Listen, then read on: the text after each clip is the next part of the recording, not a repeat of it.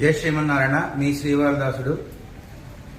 ఉద్యోగం కొరకు ఏం చెయ్యాలి అని చెప్పి చాలామంది అడుగుతున్నారు. నేను చాలామందికి కామెంట్లో కూడా చెప్పడం జరిగింది.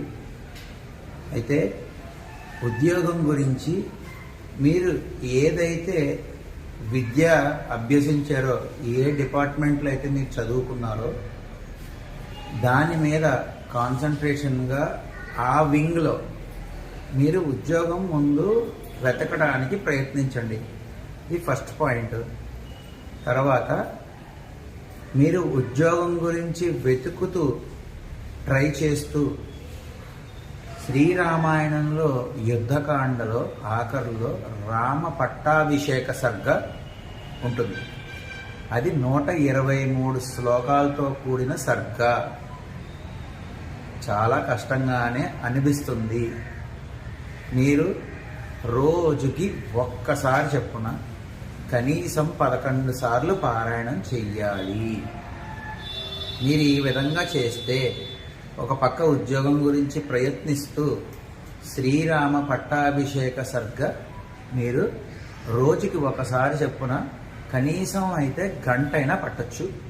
అలవాటైన వారికైతే బాగా తొందరగానే అయిపోతుంది. శుభ్రంగా మీ ఇంట్లో దేవుడి యొక్క మందిరం దగ్గర కూర్చుని దీపారాధన చేసుకుని శుభ్రంగా శ్రీరామ పట్టాభిషేక సర్గ మొత్తం కూడా పారాయణం చెయ్యాలి. తెలుగులో అనువదించింది కాదు. గోరఖ్పూర్ ప్రెస్ వారిదంటే సంస్కృతంలో ఉన్న శ్రీరామ పట్టాభిషేక సర్గ మాత్రమే.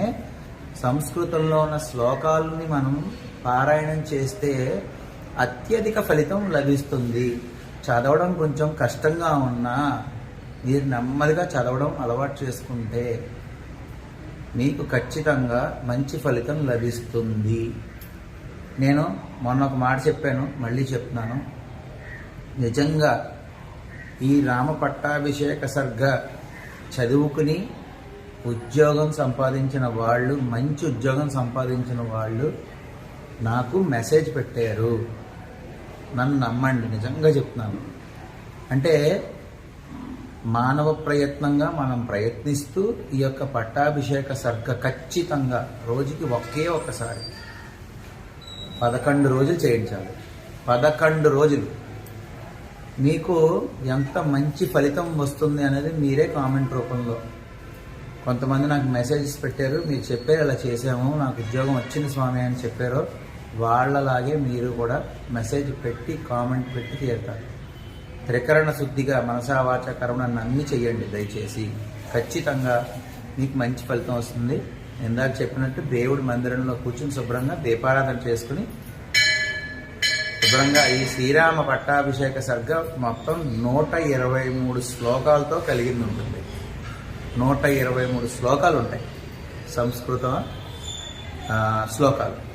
ఈ 123 కూడా నెమ్మదిగా చదువుకుని తప్పులు ఏమైనా ఉంటే కనుక మమ్మల్ని మన్నించండి స్వామి అని చెప్పేసి లాస్ట్లో క్షమాపణపూర్వక నమస్కారాలు తెలియజేసుకుని ఒక కొబ్బరికాయ 2 అరటిపళ్ళు స్వామివారికి నివేదన చేశాను. నన్ను నమ్మండి, మీరు మంచి ఫలితం చూస్తారు ఖచ్చితంగా. ఇది మాత్రం కొంచెం కష్టంతో కూడుకున్నదే అనిపిస్తుంది. ఎంతోమంది ఈ వీడియో చూస్తున్నారు. ఈ వీడియోనే కాదు, మన వీడియోలు చాలామంది చూస్తున్నారు. కొన్ని వేల మంది చూస్తున్నారు.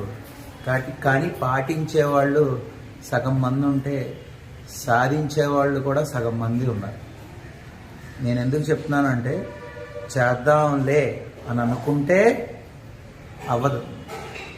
సంకల్పంలో దృఢంగా నిశ్చయించుకుని మీరు పూనుకోవాలి, నేను ఇది చేసి తీరాలి అని చెప్పి. మీరు చెయ్యండి, చెప్తున్నాను, నిజంగా చెప్తున్నాను. అసలు రాముల వారి యొక్క మహిమ ఏంటో మీకు తెలుస్తుంది పూర్తిగా. ఒక ఉదాహరణ చెప్తున్నాను స్వామి. హనుమంతుడు సుందరాకాండలో హనుమంతుడు లంకకు బయలుదేరినప్పుడు ఒక మాట చెప్పి బయలుదేరారు, నేను హనుమంతుడిగా వెళ్ళను లంకకి. రాముడు విడిచిపెట్టిన బాణం ఎంత వేగంగా వెళ్తుందో ఆ విధంగా నేను వెళ్తాను అని చెప్పాడు.